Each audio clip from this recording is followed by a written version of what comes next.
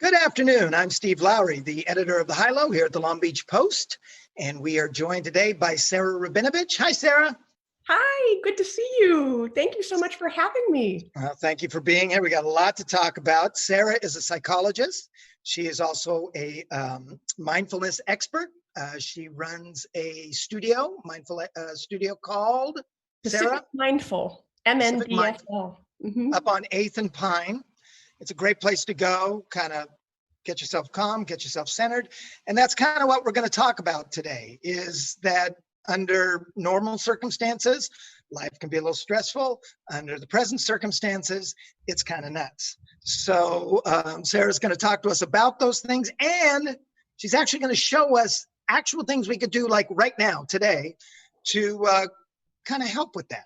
If you have any questions, comments, if there are things that are bugging you, if there's things that you would like help with, please go on Facebook and ask a question, and we will be happy to pass it along to Sarah. Sarah, I want to start with that word, the S word. No, it's not that S word. It's stress. And I'm 58 years old. When I was a kid, people didn't use the word stress a lot, but stress has become as common in our lingo as cholesterol. Yeah. And it's like something that people just think you deal with, you know? I'm curious. I think most of us think of stress as this kind of emotional, ethereal thing. But there is no doubt that when we are stressed, we feel it very physically. Yes. It's there. Can you tell us what is happening with our bodies when we feel stress? Yes, absolutely. Sometimes people say, oh man, I'm so stressed. And what this really means is that there's some stressor happening in life, give it COVID or at work or a family scenario, or even a stressor within oneself, like certain thoughts and worries or preoccupations that lead to a stress reaction in the body, just like you're saying. And oftentimes it's a very fast cascade of different sensations that are kind of amping us up for this fight, flight, freeze. And so typically you will see two different responses to stress. One of those responses is a real hyperarousal of the nervous system, feeling on guard, jittery, agitated, tense. In other people, there's actually going to be an opposite pattern that's more in line with a freeze response, feeling really demotivated, kind of depressed, feeling heavy, feeling slow and sluggish. This is also a way that we feel stress in our bodies. And knowing our own patterns is really important, right? This kind of jittery, and I feel bad, and you know. And the second one, a lot of us will just say, I'm depressed, I'm sad, some people will be very judgmental and say they're lazy, things like that. I would imagine around this time, Sarah, a lot of people who are spending a lot of time at home are probably dealing with that kind of self-judgment about, I should be doing more. Yes. Oh my gosh. I hear that over and over in our going tape in the mind of, I should be doing more. I'm not doing enough. Why am I so lazy? Like you said, Steve, why aren't I doing enough? I need to be accomplishing more. What am I doing? Wasting my life. All sorts of narratives that are incredibly painful and self-defeating. Is that a human response, or is that a particularly American response, that it is not enough to survive a global pandemic? You got to somehow, organize the pantry too. Are we just wired? Are Americans just wired that way? I don't know. I mean, I know that a lot of Americans and a lot of folks in general, our classes draw from like all over different countries too. So it seems pretty universal, this beating Okay. oneself up, that in many ways, the science has shown us, like we're a lot more readily drawn to negative information than positive information. We process the negative more frequently, more saliently. So it makes a lot of sense, and it can really drag us down. Do we process the negative because that you mentioned fight or flight? Is that a safety thing that if you're a caveman and you definitely want to be watching for trouble, and that has maintained itself throughout our species? Absolutely. It's perceived threat. And of course, we're going to be processing threats, whether it's emotional threats or psychological threats, or like you're saying, physical threats, the environment, illness. Mm.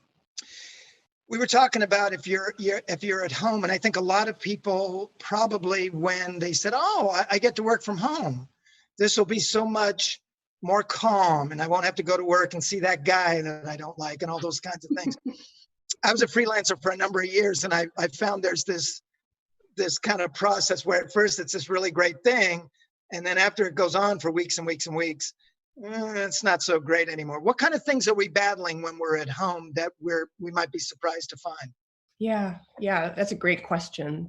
And I think you're right on that in the beginning, it's kind of novel and exciting, even a treat to be home. And then very quickly, it turns into something very stressful. And, I've heard a lot of folks talking about balancing all sorts of different priorities, kids, pets, work, family obligations. It's really stressful. Here they are combined in their homes and not having the same resources as they might typically. And so it really, really wears down on the soul. I hear a lot about worrying and catastrophizing. Many folks like to have clear boundaries between their work and their personal life. And so it can feel somewhat invasive for some folks to have this setup now where their work is in their personal space. And how do I separate it?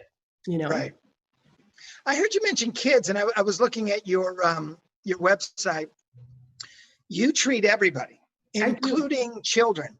And it Yes. struck me that we get this kind of Madison Avenue view of childhood, that it's always innocent and you're smelling flowers and playing in the neighborhood.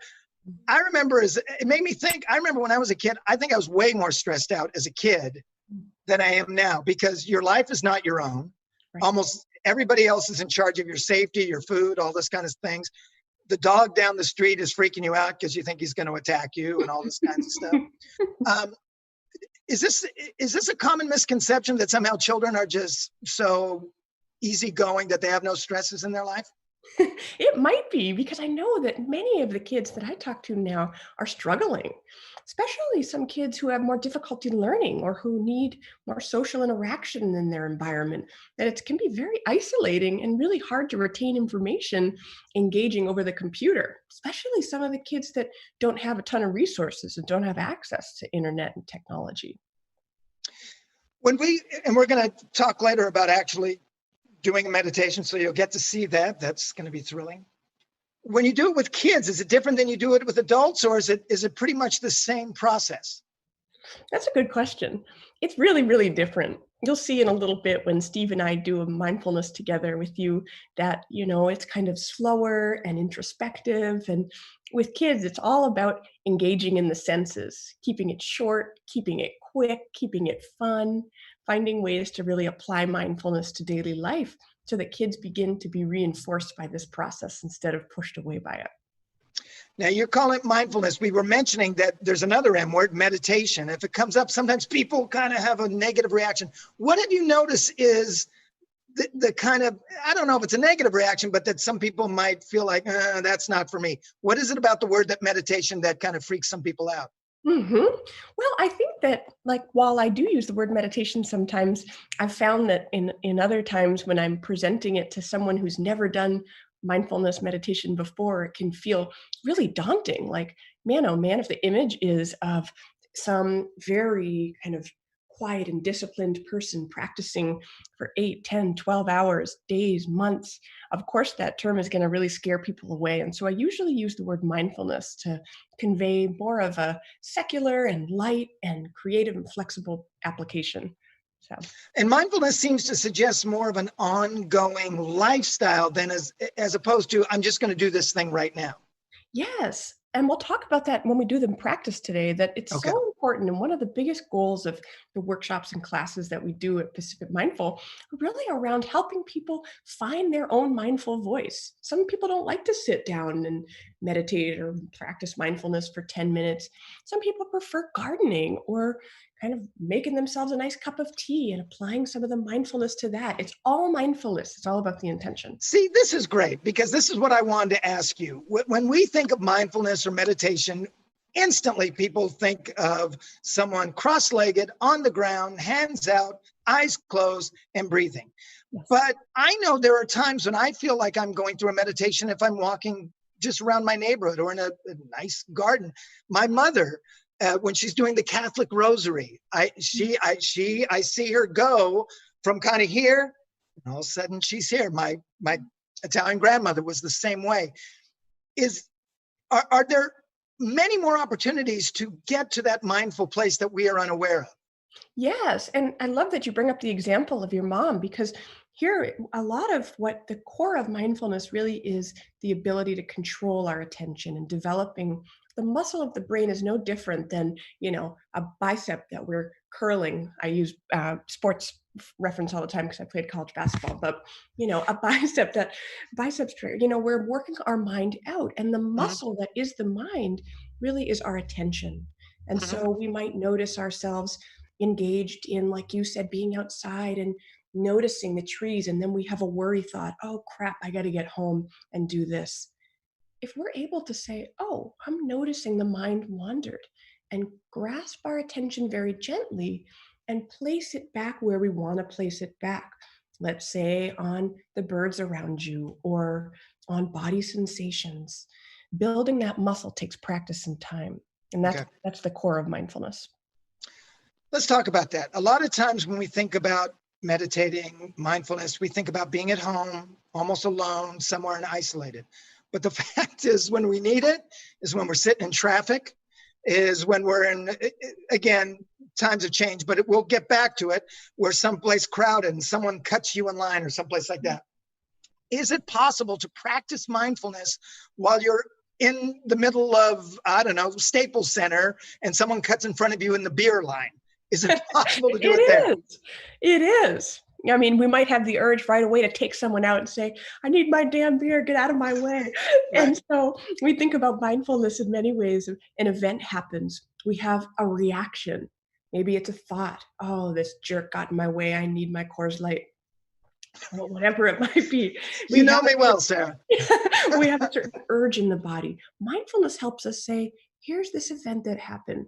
Okay, slowing it down. Here's this thought I had. What a jerk. Here's this emotion I had of anger.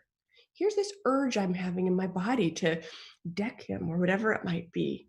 Mhm. Is there some choice to choose to, instead of decking him? We might want to deck him, but perhaps we want to do something different. And mindfulness creates that space between our reaction and our action. So show me right now. So if I am in line, that guy cuts in front of me and I have this kind of reaction, what's the quick checkpoint I go through to kind of bring myself back down? Yeah, let me guide you through it, Steve. Okay. You might notice yourself feeling really angry. So you slow down. The first sign that we typically have is that the body, the emotion, we're feeling it boiling in the body, especially with anger. I might say, Steve, what body sensations are you noticing right now? Okay. So maybe my heart is beating very fast. My chest is tight, right? My fists are clenched, right? Okay. It's good. I might say, Steve, what thoughts are you noticing right now? What self talk is going through the mind? I'm angry and I'm thirsty. Good. And I might say, Steve, what urges are you having? What is your body wanting to do right now? Act out. Tell Act. this guy he's a jerk, right? Yes. And so we bring a real non judgmental, compassionate, curious attention to what's going on in the body, in the mind, in emotions.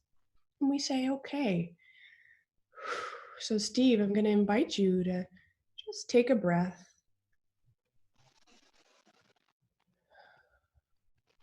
a pause, and to choose now, based on your values, how you want to respond here. Mm. What did you notice about breathing? Did it feel like it quickened the pace of how things were racing through you, or did it feel like it slowed it down? Slowed it down. Yeah, and Yeah. that's mindfulness, creating that slowed down pause. So what we would do in that situation, our mind would be Sarah at that point.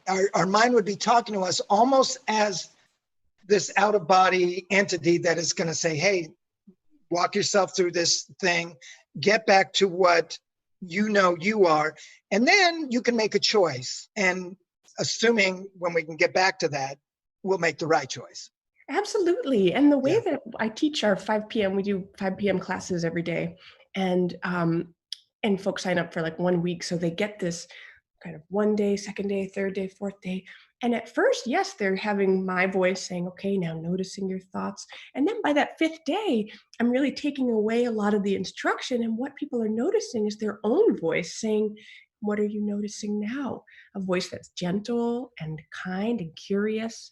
So it's a really cool process to internalize. By the way, I have to ask you, the voice that you do have is very kind and gentle. Did you have to develop that? Or, I mean, like, did you have to learn that? Or have you always just had this really cool voice? Well, I think you're not everyone would say that they love my voice. I've gotten feedback too from others that say, I could barely deal with your voice or it's not calming. And so, we all have different vocal preferences, but I know that mine's kind of unique. It's like between a speech impediment and a really kind, soothing voice. So it seems to do the trick for some folks and not for others. It's unusual because Sarah and I found out we're from our family's from virtually the same area of Boston, Mhm. just outside of Boston. And I can tell you, Sarah, I do not associate that area with soothing vocal tones. And let's just leave it at that, okay? That No, is not not at what it all. is. Hey, speaking of, you mentioned that you were an athlete, Yeah, played at NYU basketball. I sure did a long time ago, but But she also let this drop like 2 minutes before we went on. I was like, Sarah, Sarah worked with athletes at Long Beach State last year, right? Mhm, I currently do. Yeah, I do. And currently For do. my pro bono, I work with them, and I worked with U Oregon athletes for many years doing programming and skills development, a lot of mindfulness. Tell us. So, yeah, is it about visualizing victory, or is it more about again calming their body so that they can act the way they want to act? It really depends. I partner with a couple of performance psychologists who are much more in the realm of um, helping enhance performance by using visualization and different mental techniques. My end of it, I'm not a performance psychologist or a sports psychologist, so I really focus on the emotional and mental side of it, meaning how do we help athletes reduce stress and prevent injury by taking care of themselves, Mm, listening to their body the way that you listen to your body in line at the Staples Center waiting for a course light. How do I tune in? How do I notice what I need? How do I challenge these negative thoughts that the only thing I'm good at is sports? So it's a mm. lot of life skills and stress management, I'd say that I do. Now, I heard you say that one of the things you teach them is how to avoid injury. You can do that through mindfulness. Absolutely. How so? Absolutely. And here we go again with this creating a space. So many athletes are so driven. Of course, it becomes like a job. I know it felt like that for me at certain points Yeah. in my athletic career. A certain job, I have to perform and keep going. And we're really trained as athletes. I know you know this too, and from playing some basketball to push your body to the max without really regarding some of those signals that are saying, hey, slow down. Your ankle's really hurting, or man, your heart's beating out of your chest. Maybe I need to get some water. So Yeah. mindfulness teaches this ability to take care of the body in a way that many athletes aren't used to. It's not always well received by athletes either, because again, that mentality is so different. Oh, really? And what you described, by the way, could go probably for anybody working in any office or things like that. That they push themselves, and we almost feel like that shows I'm this term that I can't stand. I'm sure you can't either. Grinding, that I'm Yeah. grinding, is like a good thing, and I'm like, no, things tend to get ground down. Yes. That's the exact same thing, right?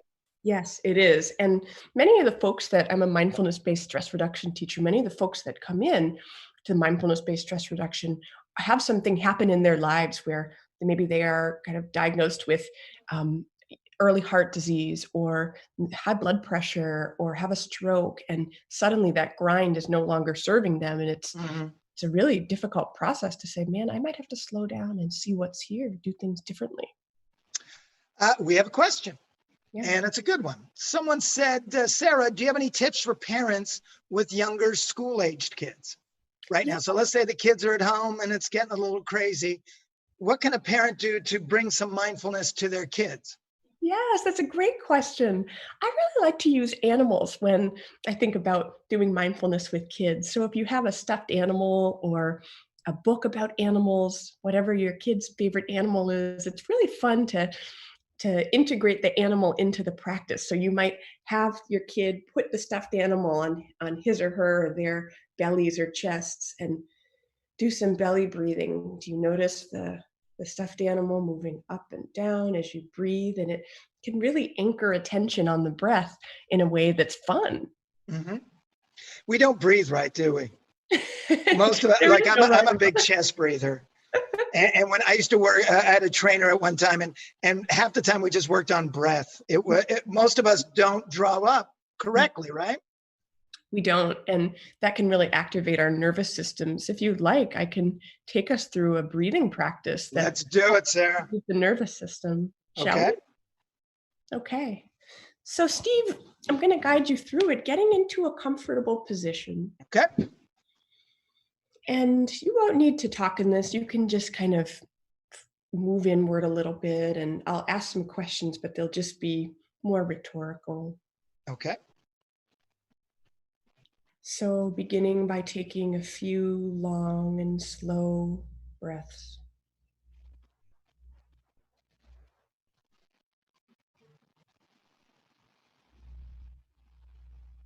And noticing the points of contact where your body meets the chair, the floor, the couch, wherever you are.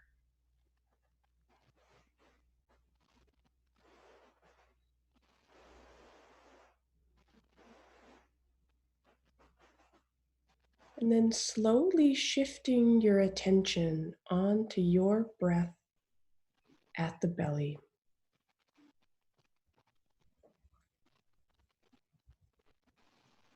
And feeling free to let the belly just rest and soften. There's no need to hold it in or breathe in any way.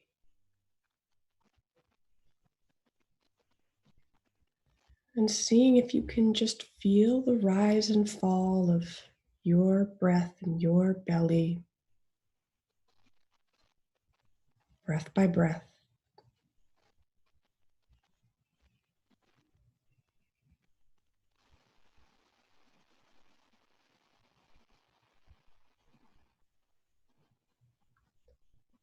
And when you notice the mind wandering to thoughts or to-dos, memories, wherever the mind might go, just noticing. With a lot of patience, making some space to notice where that mind went.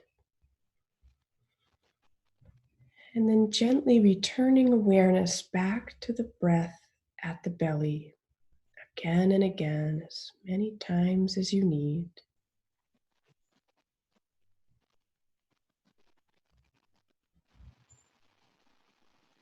Breathing in and out, your body knows how to breathe.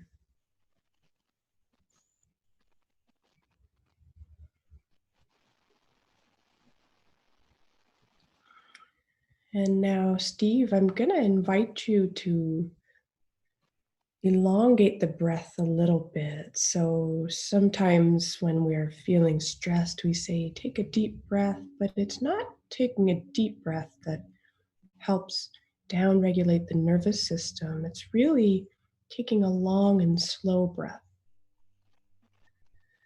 So breathing in nice and naturally, and then as you breathe out, seeing if you can breathe a little bit longer.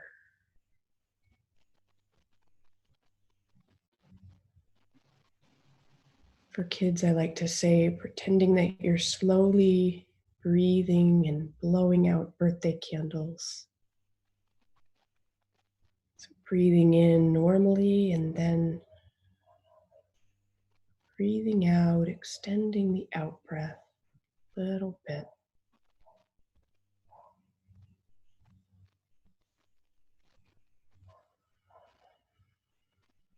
And so, Steve, for the sake of time here, I'll invite you now to open your eyes if they're closed and begin to reorient attention into the space around you. And what I typically ask in the classes is, what did you notice? Kind of a broad question. What I noticed, the first was disappointment. I was still in the office. Second, what I noticed was when you said, just concentrate on the breath in your stomach, automatically my breathing centered there. It was like my body, just by me thinking that, my body immediately reacted. Like, Yes. oh, that's what you want? Sure, we'll do that. Yes, our bodies have so much wisdom that they already know how to help us downregulate. I love that you bring that up. Yeah, it isn't like one of these things where you have to fight it. It's just like, oh, I didn't know you. Okay, sure. Yeah, we can do that. And there it is. And that seems like the definition of mindful. I just needed to tell my mind to do that. And my body was more than happy to, like, instantly, Yes. yeah, take care of that. You're really talking about the mind-body connection. And I also love that the way you asked yourself to breathe wasn't demanding or mean or, relax or focus here. You just said, bring your attention to the breath in the belly. So the voice we use, the tone, the language is so important when it comes to pairing up our bodies and our minds really with a lot of synchrony. And I heard you mention something that I've taken yoga and they mention it too. It's absolutely okay if you get distracted. It's absolutely okay if you're thinking about, I got to get new tires on the car, right? Yeah. When that happens, all you do is Notice where that mind went. Notice and make some space. It's a celebration. Some people say it's like a puppy that wanders off. You say, where did the puppy go? And then you gently guide the puppy back. The puppy doesn't always want to come back, especially sometimes if we're caught in a fantasy thought or some kind of pleasant experience that we're reviewing over and over. So it can take some gentle coaxing and time to come back to the breath and the body. There's no pressure. It's a practice of awareness. Sarah, we're almost done here. What's it like to do this when you're actually separated by the screen? How is it working with people when you can't be there right in the room with them? Oh, I so miss being right in the room with people and being at the studio, but it's good for everyone's safety. And I have found it's so strange, these classes I've been mentioning at night, they're on my website if anyone's interested. It's just $10 a class. You sign up for 5 of them, and from folks from all over, it's so connecting that I thought it would be really a struggle to connect in a visceral way to participants' experiences and what they're sharing. But it's been a very beautiful and enlightening experience. So I don't know. Well, I'll tell you what, we will post this chat later in the afternoon. We're also going to post information if you want to get in touch with Sarah, if you want to take some of the classes, which I can tell you, I did one for 3 minutes and I feel better. So if that's any point, there it is. From one Italian, from one Bostonian, one from basketball player. Thanks a lot for doing this, Sarah. We really appreciate it. Thank you, Steve. Thanks for bearing with and for having me. I really had fun. Well, thank you. I wish I knew who we were talking to tomorrow. I don't, but I'm sure it's going to be someone terrific. Probably not as good as Sarah, but almost. So that's worth doing. Thanks a lot for joining us, and we will see you tomorrow. Bye-bye. Bye.